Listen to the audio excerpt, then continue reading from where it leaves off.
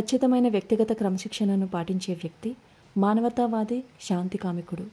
భారతదేశపు missile man Abdul Kalam కోసం ఈ వీడియోలో తెలుసుకుందాం. భారతదేశ 11వ రాష్ట్రపతి, క్షిపణి శాస్త్రవేత్త. అతని పూర్తి పేరు అబుల్ పకీర్ జైనులబ్దీన్ అబ్దుల్ కలాం. తమిళనాడులోని రామేశ్వరంలో పుట్టి పెరిగారు.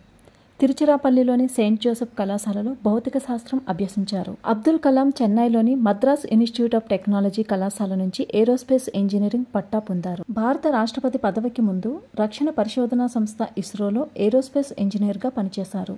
భారతదేశపు మిసైల్ మ్యాన్గా పేరుగాంచారు. కలాం ముఖ్యంగా బాలిస్టిక్ క్షిపణి ప్రయోగ వాహన సాంకేతికత అభివృద్ధికి కృషి చేశారు. 1998లో భారతదేశ పోఖ్రాన్ అణు పరీక్షలలో కీలకమైన పాత్ర పోషించారు. 2002 రాష్ట్రపతి ఎన్నికలలో భారతీయ జనతా పార్టీ కలాంను అభ్యర్థిగా ప్రతిపాదించగా ప్రతిపక్ష కాంగ్రెస్ పార్టీ మద్దతు తెలిపింది. ఆ ఎన్నికలలో వామపక్షాలు బలపరిచిన లక్ష్మీ సెహగల్పై కలాం గెలిచారు. భారతదేశపు అత్యున్నత పౌర పురస్కారమైన భారతరత్నతో సహా అనేక ప్రతిష్టాత్మకమైన అవార్డులను కలాం అందుకున్నారు.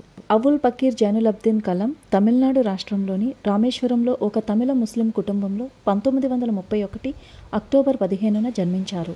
కలాం తండ్రి జైనులబ్దీన్ పడవ యజమాని, తల్లి ఆషియమ్మ గృహిణి. పేద కుటుంబం కావడంతో కుటుంబ అవసరాల కోసం కలాం చిన్న వయసులోనే పనిచేయడం ప్రారంభించారు. కలాం పాఠశాల విద్య పూర్తి చేసిన తర్వాత తన తండ్రికి ఆర్థికంగా చేదోడు వాదోడుగా ఉండటానికి వార్తాపత్రికలు పంపిణీ చేసేవాడు. పాఠశాలలో సగటు మార్కులు వచ్చినప్పటికీ నేర్చుకోవటానికి తపన పడేవాడు.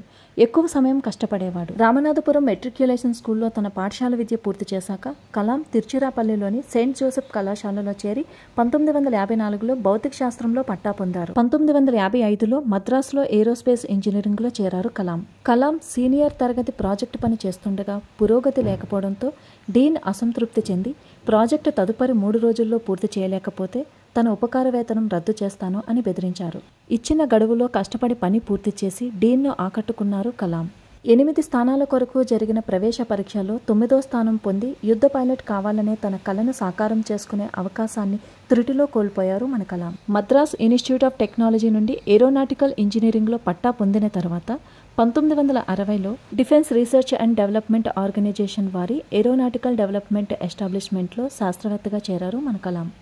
కలాం భారత సైన్యం కోసం ఒక చిన్న హెలికాప్టర్ను చేయడం ద్వారా తన వృత్తిని ప్రారంభించారు. కానీ DRDOలో ఉద్యోగం చేయడంతో అతను సంతృప్తి చెందలేదు.